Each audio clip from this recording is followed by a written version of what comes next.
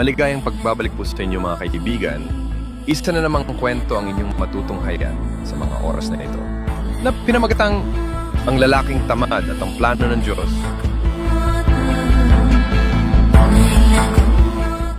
Noong unang panahon, may nabubuhay na isang tamad na gustong makuha ang lahat ng madali.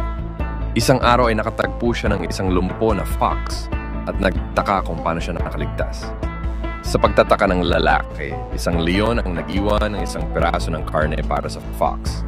Nag-trigger ito ng ideya sa isipan ng lalaki. Ang superpower ang nangangalaga sa lahat ng ating mga pangangailangan.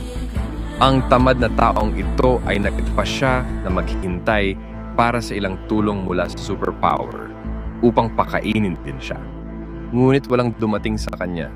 Kinabukasan nagugutom ang lalaki at biglang may nakita siyang pantas na dumaan.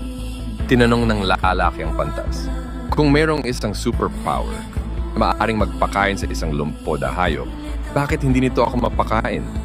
Ang pantas ay matalino at sumagot, ang superpower ang namamahala sa mundo. Ngunit gusto niyang maging tulad ka ng leon. At hindi ang Zorro. Moral na kwento para sa mga mag-aaral. Hindi tayo dapat gumawa ng mga madaling pagpili. Hanggang sa muli, maraming salamat po. Kung bago ka pa lang sa video na ito ay huwag kalimutang mag-subscribe at pindutin lamang ang notification bell, like and share button sa ibaba para lagi kang updated sa mga bagong upload na video. Maraming salamat.